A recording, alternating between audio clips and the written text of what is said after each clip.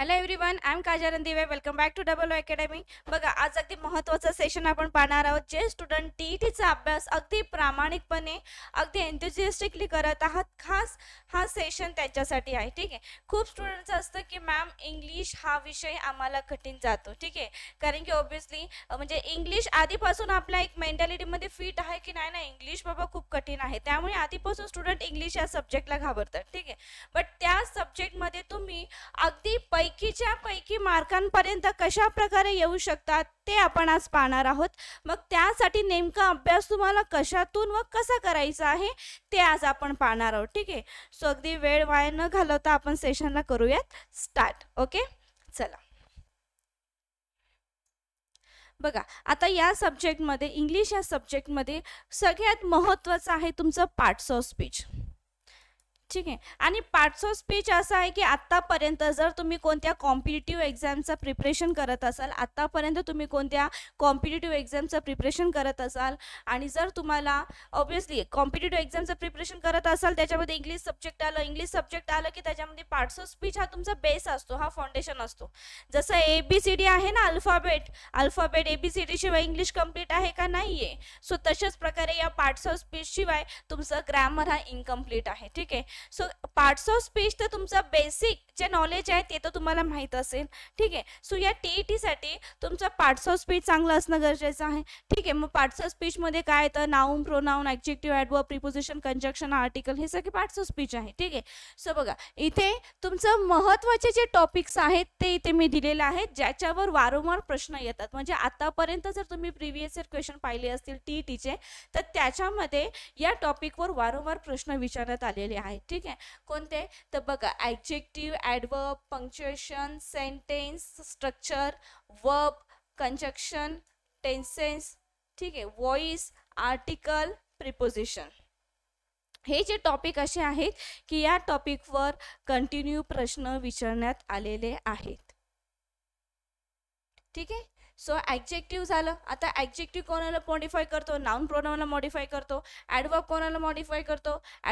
वर्बला modify करतो. पण फक्त आपल्याला एवढंच माहीत असणं गरजेचं आहे का? नाही, फक्त एवढ्याच गोष्टी माहीत असणं गरजेचं नाही आहे, तर आपल्याला अगदी व्यवस्थित सविस्तरपणे प्रश्नाला समजून घ्यायचं आहे आणि उत्तर काढायचं आहे. ठीक आहे, सो पहिली तर गोष्ट मी तुम्हाला सांगेन की तुम्ही पार्ट्स ऑफ स्पीच चांगलं करून घ्या. पार्ट्स ऑफ स्पीचचा जो बेस आहे तो स्ट्रॉंग करून घ्या, आणि टीईटीमध्ये तुम्हाला ॲडव्हान्स लेवलचे प्रश्न येणार नाही, हे मी 100% तुम्हाला गॅरंटी देते. ठीक आहे, तुम्हाला इझी टू मॉडरेट प्रश्न येतील. इझी टू मॉडरेट म्हणजेच खूप सिंपल तर जास्त येणार नाहीत. काहीतरी कठीण ठेवतील जेणेकरून स्टुडंट विल गेट कन्फ्यूज. मुलांना कन्फ्यूज होण्यासाठी, स्टुडंटला कन्फ्यूज होण्यासाठी काहीतरी कठीण देतील, तर ते कठीण असेल तुमचं मॉडरेट. हा, एखाद दोन आला तर तो जरा ॲडव्हान्स लेवलचा असू शकतो, एखाद दोन, बट मोस्टली तुमचे प्रश्न मॉडरेट लेवलचेच असतील. म्हणजे इझी पण वाटणार नाही आणि जसं हार्ड पण वाटणार नाही, मध्यम. ठीक आहे, सो अशा प्रकारचा तुमचा पॅटर्न असेल.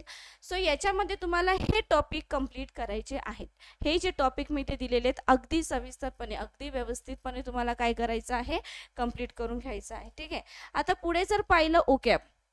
आता मी नेहमी तुम्हाला सांगते की चालत असताना आपले दोन पाय सोबत घेऊन चालतो की एकाच पायाला घेऊन चालतो आणि एक आहे पाय सात समुंदर पार, असं आहे का? नाही. तसंच इंग्लिशचं आहे. इंग्लिशमध्ये जर तुम्हाला स्कोअर वाढवायचं असेल, मी स्टार्टिंगलाच तुम्हाला म्हटलेली आहे की तुम्हाला जास्तीत जास्त मार्क इंग्लिशमध्ये पाडायचे. ठीक आहे, म्हणजे इंग्लिशला बघायला गेलं, मी तर नाही म्हणून पैकीच्या पैकी मार्क जर तुम्ही प्रामाणिकपणे प्रयत्न केलेला असेल, जर तुमचं बेसिक नॉलेज स्ट्रॉंग असेल, तर तुम्हाला म्हणजे पैकीच्या पैकी मार्क, असं बोलतात ना, असं आहे, हुशार असायला असं नशीब लागतं, पैकीच्या पैकी मार्क मिळालं. ठीक आहे, बट तुम्हाला ग्रामर ओके या दोन्ही गोष्टींना अगदी व्यवस्थितपणे पूर्णपणे सोबत घेऊन चालायचे. काही स्टुडंट काय करतात, फक्त ग्रॅमरवर फोकस देतात.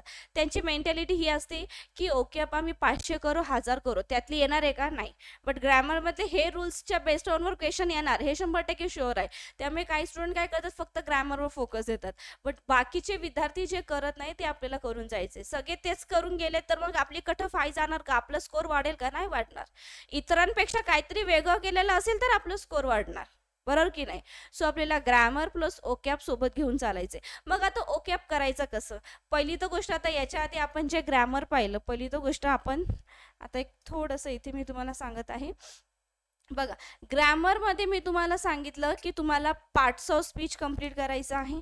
ठीक आहे, जे मी इथे आता सांगत आहे अगदी लक्ष देऊन बघायचं आहे. ठीक आहे, तुम्हाला पार्ट्स ऑफ स्पीच कंप्लीट करायचं आहे. आता पार्ट्स ऑफ स्पीच तुमचा बेस जर स्ट्रॉंग असेल तर या पार्ट्स ऑफ स्पीचवर जे प्रश्न विचारण्यात येतील ते तर तुम्ही सॉल्व करालच, बट त्याच्या व्यतिरिक्त जे ट्रेंडिंगवर असणारे प्रश्न आहेत सध्या, सेंटेन्स इम्प्रूव्हमेंट, ठीक आहे, सेंटेन्स इम्प्रूव्हमेंटचे प्रश्न तुम्ही अगदी इझिली सॉल्व करणार. त्याच्यामध्ये जे काय असेल तर पार्ट्स ऑफ स्पीचच असेल. ठीक आहे, त्याच्यानंतर तुमचं spotting the error, spotting error हे टॉपिक येईल. त्याच्यानंतर तुमचं येतं सेंटेन्स इम्प्रूव्हमेंट झालं, स्पॉटिंग एरर झाले, ग्रॅमॅटिकल एरर,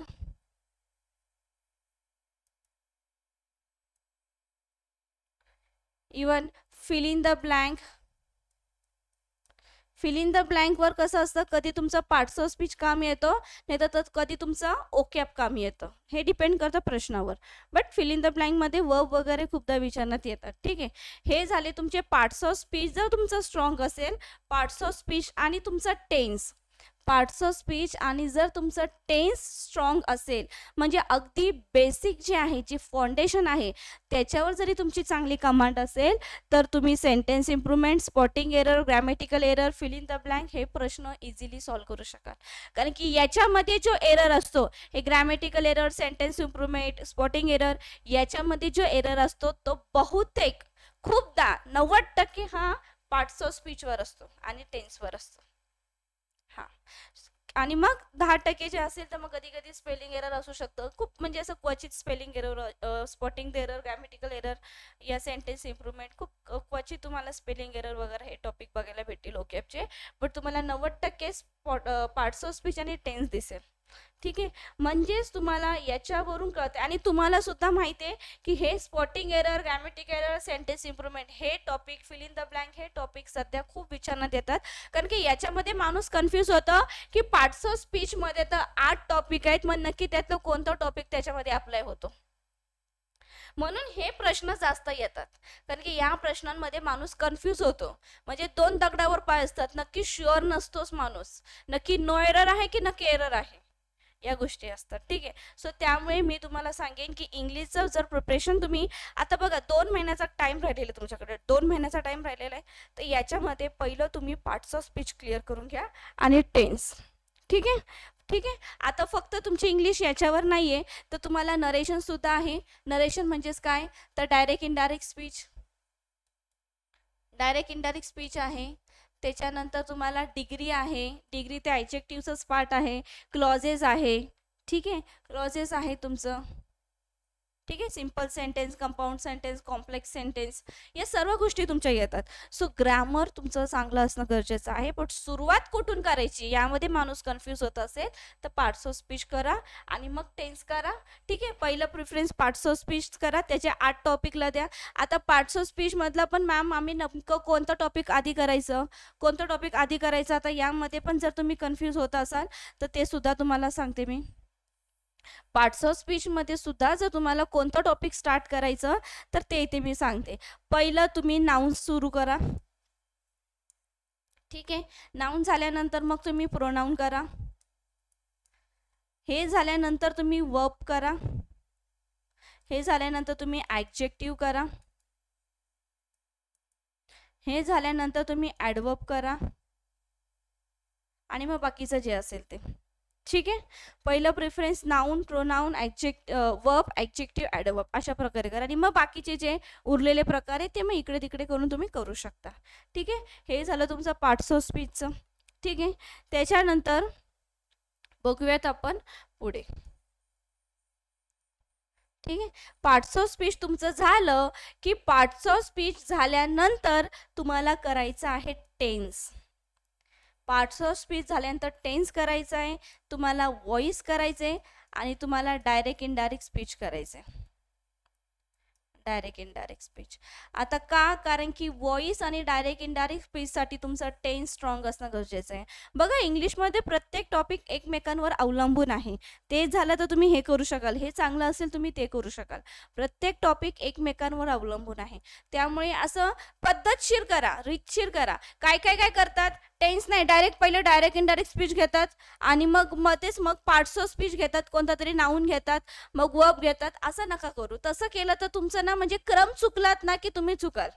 क्रम आपला पद्धतशीर पाहिजे. ठीक आहे, क्रमानुसार जायचं आहे तर तुमचं बोलतात ना कमी वेळामध्ये पटापट अभ्यास होऊन जाईल. ठीक आहे, नाही तर मग तुमचा गोंधळून होऊन जाईल आणि तुम्हाला कळणार नाही. मग तुम्हाला असं वाटेल की यार इंग्लिश खूप हार्ड आहे, नाहीच जमणार आपल्याला. त्यामुळे ज्या क्रमानुसार मी तुम्हाला सांगितले त्या क्रमानुसार तुम्हाला जायचं आहे. आता हा झाला ग्रॅमरचा टॉपिक. आणि नेहमी लक्षात ठेवा, प्रत्येक टॉपिक झाल्यानंतर त्याचे तुम्हाला क्वेश्चन सॉल्व करायचे आहेत. It's most important part. Question म्हणजे तुमची ती जादूची छडी आहे, ती फिरत राहते. क्वेश्चन म्हणजे तुमची जादूची छडी आहे, ती सतत फिरत राहते. म्हणून तुम्हाला सांगते प्रश्नाकडे नीट लक्ष द्यायचं आहे. फक्त कन्सेप्ट क्लिअर करू नका, प्रश्न सॉल्व करा. क्वेश्चन तुम्ही कन्सेप्ट क्लिअर करायला 1 तास घेतला, बट मी म्हणेन प्रश्न सॉल्व करायला 2-3 तास घ्या, कारण की प्रश्न फार महत्वाचे आहेत. ठीक आहे, झालं इथपर्यंत कळलं. चला, कारण की बघा ज्यावेळेस तुम्ही प्रश्न सॉल्व करता, ज्यावेळेस तुम्ही क्वेश्चन सॉल्व करता,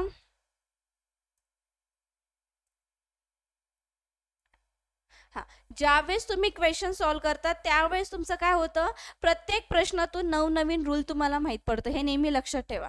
प्रश्न सॉल्व करत असताना प्रत्येक प्रश्नातून नवनवीन रूल माहीत पडतो. आता ते प्रश्नाचं काय ते मी तुम्हाला थोड्या वेळाने सांगते, पण आता आपण वळूया जरा आपल्या ओकॅबकडे. आता मी ग्रॅमरचं तुम्हाला सांगितलं, आता बघूया ओकॅबचं. ठीक आहे, आता ओकॅबमध्ये जर तुम्ही पाहिलं तर ओकॅबमध्ये बघा काय येतं, सिनोनिम्स येतात, अँटोनिम्स येतात, रूट वर्ड्स येतात, प्रिफिक्स सफिक्स येतात, फ्रेझल वर्ब्स येतात, इडियम फ्रेजेस येतात. ठीक आहे, हे जे सिनोनिम्स, हे जे ओकॅबचा पार्ट आहे. इवन स्पेलिंग एरर हा सुद्धा ओकॅबचा पार्ट आहे. स्पेलिंग एररवर सुद्धा प्रश्न विचारण्यात येतात.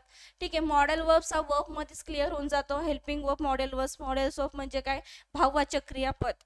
ठीक आहे, कॅन, कुड, भाववाचक आहेत, शुड. ठीक आहे, सो हे जे आहेत हा आपला ओकॅबचा पार्ट आहे. Synonyms, antonym, root words, prefix suffix, phrasal verbs, idiom phrases, spelling error. ठीक आहे, आता यामध्ये तुम्हाला काय करायचं आहे ओकॅबमध्ये मी तुम्हाला म्हणेन PYQ या एक्सपेक्टेड क्वेश्चन्स जे असतात. ठीक आहे, म्हणजे आपल्या चॅनलवर माझी सिरीज चालू आहे. आता PYQ ची सिरीज चालू आहे 2014 च्या PYQ वर. आज रात्री 10 वाजता मी लेक्चर घेणार आहे. ठीक आहे, PYQ झाले, त्यानंतर एक्सपेक्टेड क्वेश्चन झाले. मोस्ट एक्सपेक्टेड क्वेश्चन ज्याची संभाव्यता आहे त्या प्रकारच्या प्रश्नाचे. हे कधी कळतं आपल्याला की असे प्रश्न येतील जेव्हा आपण प्रिव्हियस इयर क्वेश्चन पाहतो तेव्हा. ठीक आहे, सो मी तुम्हाला म्हणेन ओकॅबमध्ये तुम्ही प्रिव्हियस इयर क्वेश्चन पेपरवर जास्त भर द्या. ठीक आहे, आता खूप स्टुडंट म्हणतात मॅम ओकॅबसाठी कोणतं पुस्तक वाचू. ठीक आहे, ओकॅबसाठी मॅम कोणतं पुस्तक वाचू, बट मी तुम्हाला म्हणेन ओकॅबसाठी कोणतंही पुस्तक न वाचता तुम्ही ना डायरेक्ट PYQ ने जा. का तेही सांगते का, कारण की आपल्याकडे आता फक्त 2 महिने आहेत. 2 महिने पण जास्त नाही. 10 नोव्हेंबरला एक्झाम आहे. 10 नोव्हेंबरला एक्झाम आहे. आजची काहीतरी 14 तारीख आहे ना, आजची काहीतरी समथिंग 14 तारीख आहे. ठीक आहे, म्हणजे 2 महिन्यापेक्षा सुद्धा त्यातले 2 महिन्यातले शिवाय 2 महिन्यात 4 दिवस कमी झालेले आहेत. ठीक आहे, पूर्ण 2 महिन्याचा कालावधी सुद्धा नाही. आणि याच्यामध्ये जर तुम्ही ओकॅब शब्द त्याचे अर्थ असं पुस्तक जर वाचायला गेलात तर खूप वेळ जाईल. म्हणून मी तुम्हाला सांगेन की डायरेक्ट तुम्ही आता PYQ आणि मोस्ट एक्सपेक्टेड क्वेश्चनवर भर द्या. आता हे लेक्चर आपल्या चॅनलवर डबल अकॅडमी या चॅनल माझं रोज रात्री 10 वाजता इंग्लिशचं लेक्चर होतं. त्याच्यामध्ये तुम्ही लेक्चरमध्ये अटेंड केल्यानंतर काय करायचे, जे मी ओकॅबचे प्रश्न घेते त्याचा तुम्ही स्क्रीनशॉट काढून घेऊ शकतात किंवा नोटबुकमध्ये नोट डाऊन करू शकतात. ठीक आहे, आणि एखादा प्रश्न जर तुम्हाला विचारलं फॉर एक्झाम्पल तुम्हाला ब्युटिफुल हा वर्ड दिलेला आहे आणि ब्युटिफुल या वर्डचं तुम्हाला सिनोनिम तुम्हाला शोधायला सांगितलं. ठीक आहे, तर त्याच्यासाठी तुम्हाला किती 4 ऑप्शन देतील, ABCD. ठीक आहे, 4 ऑप्शन देतील ना. ठीक आहे, आता 4 ऑप्शनपैकी एखादा जो असेल तो तुमचा ब्युटिफुलचा राईट आन्सर असेल. समजा तुमचा B वाला राईट आन्सर असेल. ठीक आहे, मग तुम्हाला काय करायचंय, प्रिव्हियस इयर क्वेश्चन तुम्ही सॉल्व करतायत या माझं लेक्चर 10 वाजता अटेंड करतायत, तर त्यावेळेस तुम्हाला काय करायचे, हे बाकीचे जे ऑप्शन असतील ना, ते प्रत्येक ऑप्शनचं म्हणजे फक्त प्रश्नाने उत्तर नाही काढायचे, तर प्रत्येक ऑप्शनचं तुम्हाला अँटोनिम सिनोनिम फाइंड आउट करायचे. इवन ब्युटिफुल हा शब्द विचारले त्याचं सुद्धा अँटोनिम सिनोनिम तुम्हाला सॉल्व करायचं आहे. हे ज्यावेळेस तुम्ही कराल ना, त्यावेळेस तुमचं होऊन जाईल. म्हणजे नाही करून 4 अँटोनिम तुम्हाला प्रत्येक शब्दाचा भेटेल, 4 सिनोनिम, म्हणजे एका शब्दाच्या माध्यमातून तुम्हाला 8 शब्द भेटतील. आणि इथे किती 5 शब्द आहे, 4 ऑप्शन मधले आणि प्रश्नामधले एक शब्द. ठीक आहे, म्हणजे 8 × 5 किती झाले, 40 शब्द तुम्हाला इथे मिळतात. आणि हे शब्द तुम्हाला एक्झाम मध्ये येण्याची शक्यता जास्तीत जास्त असते, हे लक्षात ठेवा. हे आजमावून बघा, एक्सपिरियन्स करा. म्हणजे आतापर्यंत माझा जे एवढ्या वर्षाचा जो एक्सपिरियन्स आहे तो बोलत आहे. ठीक आहे, कारण की जे आधीचे जे प्रश्न विचारण्यात आलेले आहेत तो प्रश्न कधीच ॲज इट इज रिपीट होत नाही. हा झालं तर लक बाय चान्स, झालं तर झालं नशिबाने. ठीक आहे, बट समजा हा प्रश्न तुम्हाला ब्युटिफुलचा सिनोनिम तुम्हाला मागच्या वेळेस विचारलेला आहे, मे बी नेक्स्ट एक्झामला याचं तुम्हाला अँटोनिम विचारतील, किंवा ऑप्शनमधले जे 4 शब्द आहेत ते 4 शब्दांपैकी एखाद्या शब्दाचा अँटोनिम किंवा सिनोनिम विचारतील. अशा प्रकारे विचारण्यात येतात. आणि नेहमी म्हणजे डोक्यामध्ये फिट ठेवा की आपण रोजच्या दुनियादारीमध्ये जे शब्द वापरतो त्या शब्दाचा ॲडव्हान्स लेवलचा शब्द एक्झाममध्ये येतो, दॅट्स इट. बाकी वेगळं काही असं काही नाही आहे, ॲडव्हान्स लेवलचा शब्द येतो. ठीक आहे, एवढं कळालं. सो त्यामुळे आपल्याला फक्त एक बोलतात ना, अमेरिका आणि पॅरिसला जाणारी इंग्लिश आपल्याला नको आहे. आपल्याला फक्त एक एक्झाम क्रॅक करण्यापुरती इंग्लिश आली पाहिजे. तर त्याच्यापुरतीचा अभ्यास कसा आहे तो अशा प्रकारे तुम्हाला करायचा आहे ओकॅबचा.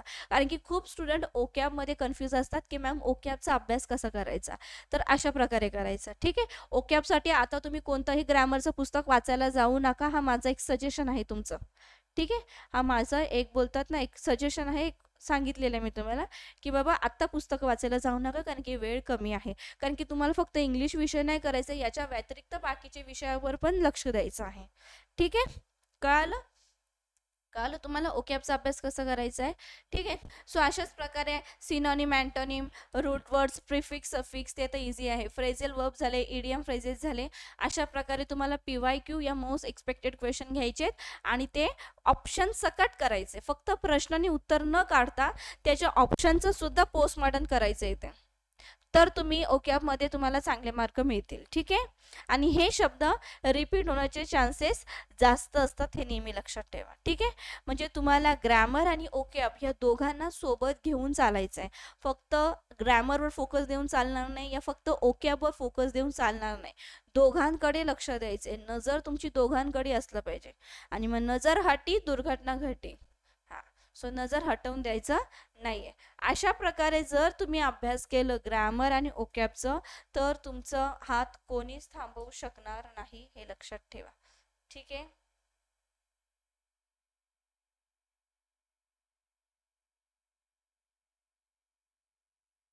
ठीक आहे, कळालं इथे. ठीक आहे, सो ग्रॅमरमध्ये तुम्हाला हे सगळे टॉपिक आहेत. पार्ट्स ऑफ स्पीच तुम्हाला करायचे आहे. पार्ट्स ऑफ स्पीच शिवाय तुम्हाला व्हॉइस करायचं आहे, नरेशन करायचं आहे, म्हणजे डायरेक्ट इनडायरेक्ट स्पीच सुद्धा करायचं आहे तुम्हाला. ठीक आहे, त्याच्या व्यतिरिक्त तुम्हाला काय करायचं आहे, तर डायरेक्ट इनडायरेक्ट स्पीच सुद्धा करायचं आहे. त्याच्या व्यतिरिक्त तुम्हाला क्लॉजेस सुद्धा करायचं आहे, त्यावर सुद्धा येतं. आणि येस, हा जो टॉपिक आहे ना पंक्च्युएशन, यावर सुद्धा प्रश्न येतात. आणि पंक्च्युएशनमध्ये मुलं खूप म्हणजे फसूनच जातात. पंक्च्युएशनमध्ये जरा थोडं हल्ल्यासारखं होतं माणसाचा माइंड, पण पंक्च्युएशनची सुद्धा प्रॅक्टिस करणं गरजेचं आहे. पंक्च्युएशनवर सुद्धा प्रश्न विचारण्यात येतात. ठीक आहे, इवन स्पेलिंग एररवर सुद्धा प्रश्न विचारण्यात येतात. त्यामुळे टॉपिकला सोडायचा नाही आहे कोणत्या. पहिलं पार्ट्स ऑफ स्पीच स्ट्रॉंग करा, मग tense, voice, direct indirect speech, clauses. ठीक आहे, मग तुम्ही ओकॅबकडे जावं. ओकॅबसाठी तुम्हाला सांगितलेलं आहे कशा प्रकारे अभ्यास करायचे. ठीक आहे, बरं आता हे झालं. आता काही जणांचं असेल की मॅम पुस्तक कोणतं वाचू, इंग्लिशसाठी आम्हाला सांगा, इंग्लिशसाठी आम्ही कोणतं पुस्तक वाचलं पाहिजे. ठीक आहे, चला ते सुद्धा तुमचं इथे घेते की इंग्लिशसाठी तुम्ही कोणतं पुस्तक वाचायचं ते. ठीक आहे,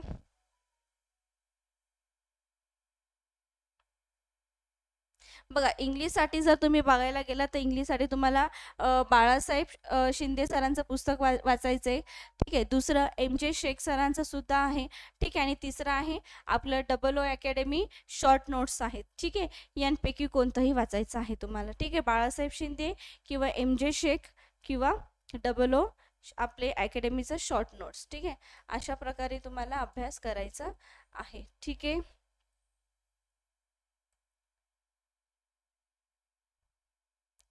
ठीक आहे. पुस्तकाचं असेल तर इथे देते. बाळासाहेब शिंदे सरांचं पुस्तक तुम्ही वाचू शकता. ठीक आहे. त्याच्यानंतर आपलं WO अकॅडमीचं शॉर्ट नोट्स आहेत ते तुम्ही बघू शकता.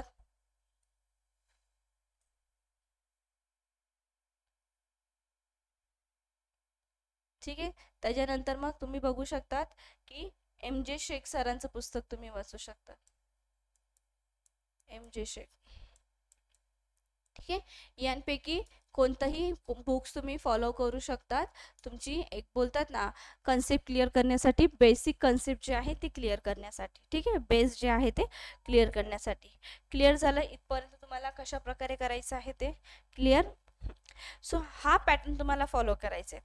आता मग मॅम इंग्लिशला वेळ किती द्यायचा. ठीक आहे. टाइम पण तुम्हाला सांगते, एक नियोजन सुद्धा सांगते इंग्लिशचं की मॅम, कारण की आता फक्त आपण इंग्लिश विषयाचं बघत आहोत, इंग्लिशमध्ये आउट ऑफ मार्क्स कसे पाडायचे. ठीक आहे. आता मी तुम्हाला सांगते, आपण एक पकडूया. ठीक आहे. 2 महिन्याचा टायमिंग आहे तुमच्याकडे.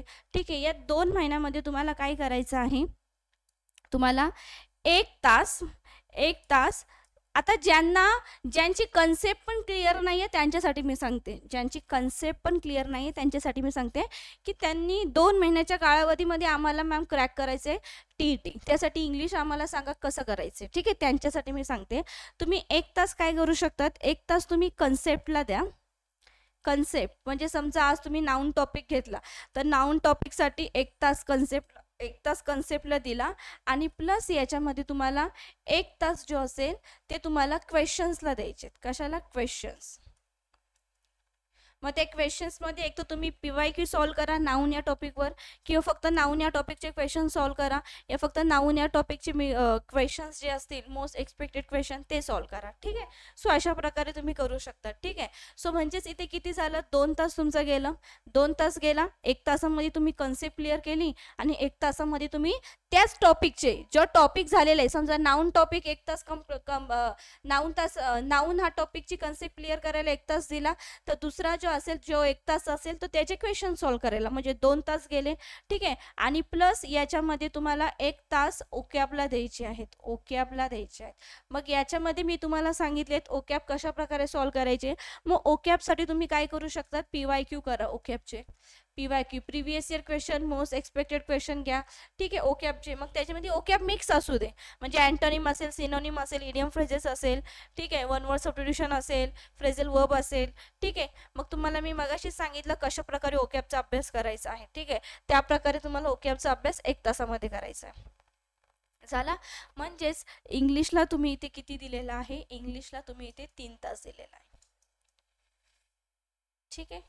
ज्यांचा काहीच झालेलं नाहीये, ज्यांनी आत्ता सुरुवात केलेली आहे त्यांच्यासाठी होत आहे. आता ज्यांना ऑलरेडी बेसिक कन्सेप्ट ज्यांचे क्लिअर आहेत, कारण की ते आधीपासून अभ्यास करत आलेले आहेत. कारण की जर तुम्ही मागच्या वेळेस दुसरी कोणती एक्झाम दिलेली असेल, कोणती तलाठीची जरी तुम्ही एक्झाम दिलेली असेल, दुसरी कोणतीही जरी एक्झाम दिलेली असेल, तरी त्याच्यामध्ये इंग्लिश होतं, इंग्लिशमध्ये पार्ट्स ऑफ स्पीच होतं. पार्ट्स ऑफ स्पीचचं बेसिक तर तुमचं क्लिअर असेल, बेसिक रूल्स तर तुमचे क्लिअर असतील. म्हणजे ज्यांना थोडीफार माहिती आहे इंग्लिशची, नाऊन काय, प्रोनाउन काय, वर्बचे ॲडवर्ब काय, ॲडजेक्टिव्ह काय आहे, व्हॉइस काय, टेन्स काय, टेन्सचे 12 जे फॉर्म्युले आहेत ते तोंडपाठ आहेत. म्हणजे हे बेसिक कन्सेप्ट ज्यांची क्लिअर असतील तर त्यांनी फक्त 2 तास जरी दिला ना तरी चालेल. म्हणजे 1 तास तुम्ही PYQ सॉल्व करा आणि 1 तास तुम्ही कशाला द्या, तर ओकॅबला द्या. फक्त 2 तास दिलं तरी चालेल. बट ज्यांना काहीच येत नाही इंग्लिशचं, आत्ताच सुरुवात करत आहात, पहिल्यांदा या आधी केलेलं डोक्यावरून गेलेलं आहे, त्यांनी 3 तास द्यायचं आहे. ज्यांनी काहीच केलेलं नाहीये, ज्यांना काहीच येत नाहीये, आता सुरुवात केलं, त्यांनी 3 तास. आणि ज्यांच्या बेसिक रूल्स म्हणजे बेस क्लिअर आहे त्यांनी फक्त 1 तास. तुम्ही म्हणजे तुमचे कन्सेप्ट क्लिअर आहेत, हां, तर मग तुम्ही 1 तास पी-वाय-क्यू सॉल्व्ह करा ग्रामरचे आणि 1 तास ओकॅप सॉल्व्ह करा. ठीक आहे? अशा प्रकारे करायचे. कळालं? आता पी-वाय-क्यू का महत्त्वाचे आहेत ते सुद्धा तुम्हाला सांगते मी.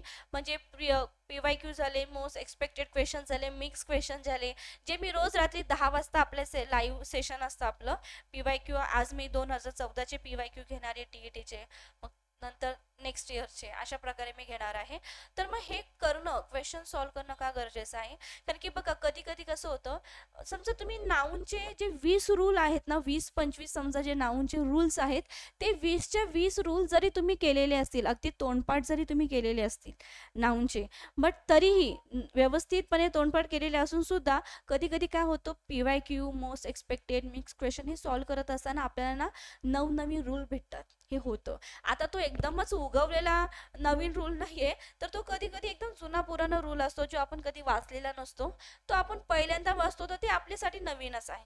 या कधी कधी बोलतात ना, एक बोलतात ना, होत राहतं, म्हणजे ऍड ऑन होत राहतात, नवनवीन रूल्स ऍड ऑन होत राहतात. कारण की बघा ना, आधीची इंग्लिश आताची इंग्लिश यामध्ये फरक आहे. जिथे आय विल बोलायचे तिथे आय लो बोलतात ॲपोस्ट्रॉफी देऊन. म्हणजे हे ॲडव्हान्स होत चाललेत, खूप गोष्टी ॲड ऑन होत चाललेत. तो त्याच प्रकारे खूप रूल्स ॲड ऑन सुद्धा होतात. ठीक आहे. सो त्यामुळे तुम्हाला काय करायचे, P-Y-Q, most expected question, mix question solve करायचे. हे सॉल्व्ह करत असताना तुम्हाला नवनवीन रूल्स मिळतील. हां, नवनवीन रूल्स मिळतील. सो त्यामुळे हे महत्त्वाचे आहे. ठीक आहे. आणि हे जे तुम्ही 20-25 जे रूल्स असतील, त्या रूलच्या बेसवर सुद्धा क्वेश्चन्स असतात, त्याची सुद्धा आपली प्रॅक्टिस होते. आणि until and unless practice makes man a perfect. ठीक आहे. सो त्यामुळे तुम्हाला ज्यांना काहीच इंग्लिशचं माहीत नाही त्यांनी दिवसाला 3 तास द्या. कशा प्रकारे करायचे तेही सांगायचे. ज्यांचा बेसिक क्लिअर आहे, त्यांना इंग्लिशबद्दल थोडीफार माहिती आहे, त्यांनी 2 तास दिलं तरी चालेल. 1 तास पी-वाय-क्यूला, 1 तास ओकॅपला. कारण की बाकीचे विषय सुद्धा तुमच्याकडे आहे. आणि हा 2 महिन्याच्या कालावधीला एवढं मनापासून अभ्यास करायचा आहे ना, म्हणजे मी म्हणे गाढवासारखी मेहनत नका करू. हा, गाढवासारखी मेहनत नाही, स्मार्टली वर्क करायचे, जे मी इथे तुम्हाला स्मार्टली वर्क दिलेलं आहे. गाढवासारखी मेहनत कोण करतो, म्हणजे कोणताही क्रम, म्हणजे पहिले व्हॉइस घेईल, मग टेन्स घेईल, मग ॲडवर्ब घेईल, मग ॲडजेक्टिव्ह घेईल, मग तो गाढवासारखी मेहनत करतोय. स्मार्टली वर्क करायचे तुम्हाला सांगितले, क्रम वाईज जायचंय. कारण की इंग्लिशमध्ये प्रत्येक टॉपिक एकमेकांवर अवलंबून आहे. आधीचा टॉपिक असेल तर त्याच्या नंतरचा टॉपिक तुम्हाला येईल. मधलाच टॉपिक तुम्ही उडवला, त्याचा खाचा उडवला, तर त्याच्या नंतरचा टॉपिक सॉल्व्ह करताना प्रॉब्लेम येणारच. येणार ना. 7वीतून डायरेक्ट 10वीला बसवलं, प्रॉब्लेम येणार ना. अल्जेब्रा मध्ये येणार, जॉमेट्री मध्ये येणार. 8वी 9वी काही केलेलंच नाहीये. अशा प्रकारे असतं. ठीक आहे. सो सिरीज वाईज करा. आणि मी तुम्हाला म्हणेन, गाढवासारखी मेहनत करू नका, स्मार्ट वर्क करा. आणि आता जर स्मार्ट वर्क केलं तर उद्याचा दिवस हा राजासारखा तुमच्यासाठी आहे. ठीक आहे. सो इंग्लिशमध्ये पैकीच्या पैकी मार्क तुम्ही मिळवू शकता जर आजचं जे मी तुम्हाला नियोजन दिलेले, जे टाइम टेबल दिलेले, जे टॉपिक सांगितलेले आहेत, जे ग्रॅमर ओकॅप दोघांना कशा प्रकारे सोबत घेऊन चालायचं, या सगळ्या गोष्टीचं नियोजन दिलेलं आहे. अशा प्रकारे जर तुम्ही अभ्यास केला तर नक्कीच तुम्हाला यश मिळेल.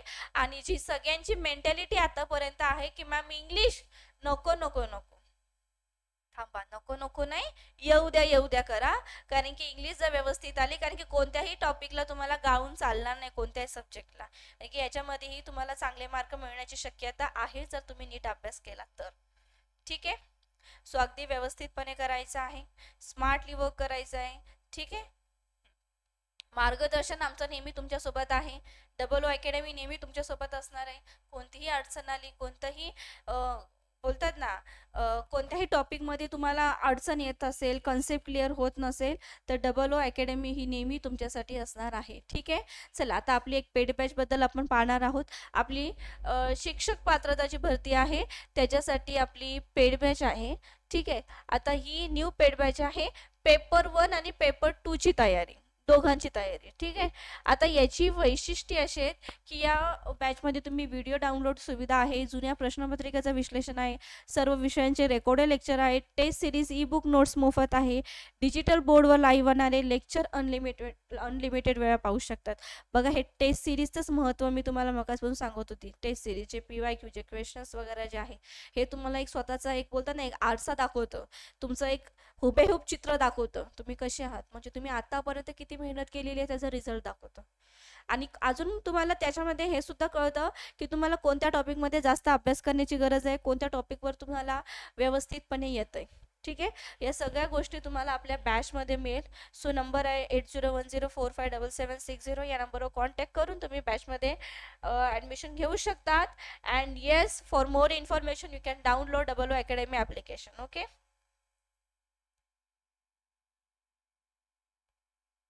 ठीक आहे. बघा, आता ॲप नेम WO अकॅडमी, ठीक आहे, पुणे हा आपला ॲप नेम आहे, तो तुम्ही डाउनलोड करू शकता. आणि ऑनलाईन कोर्स किंवा टेस्ट ॲपवर तसेच लॅपटॉप कम्प्युटरवर सुद्धा उपलब्ध आहे. खूप जणांचं असतं ना की मॅम कम्प्युटरवर लॅपटॉपवर करू शकतो का, तर या सगळ्या गोष्टी उपलब्ध आहेत. तुम्हाला मोबाईल नंबर दिलेला आहे कॉन्टॅक्ट करण्यासाठी. टेलिग्राम ग्रुप जॉईन करायचा आहे. इंस्टाग्राम आपला आहे WO अकॅडमी पुणे, ठीक आहे. आणि आपला यूट्यूब चॅनल आहे जिथे आपलं रोज लेक्चर होतं. माझं लेक्चर इंग्लिशचं रोज रात्री 10 वाजता होतो. सो न चुकता तुम्हाला अटेंड करायचं आहे. ठीक आहे. सो अशा प्रकारे इंग्लिशचं तुम्हाला मी सांगितले तुम्ही पैकीच्या पैकी मार्क कसे मिळवू शकतात, कशातून अभ्यास करायचे, कशा प्रकारे अभ्यास करायचे, अभ्यासाचं नियोजन कसं असलं पाहिजे, या सर्व गोष्टी सांगितलेल्या आहे. एक गोष्ट लक्षात ठेवा की मराठी आपली मातृभाषा असून सुद्धा आपल्याला मराठी या व्याकरणाचं, त्या शब्दार्थाचा अभ्यास करावा लागतं. तर इंग्लिशचा अभ्यास आपल्याला किती करावा लागेल. त्यामुळे इंग्लिशला हलक्यात घेऊ पण नका आणि इंग्लिशला जास्त घाबरू पण नका. फक्त मी जे नियोजन दिलंय त्या प्रकारे जायचंय. शेवटी नियोजन तुमचं असणार आहे, मार्गदर्शन आमचं असणार आहे. मी जरी तुम्हाला हा नियोजन दिलं तरी तुम्ही तुमच्या पद्धतीनुसार नियोजन करू शकता.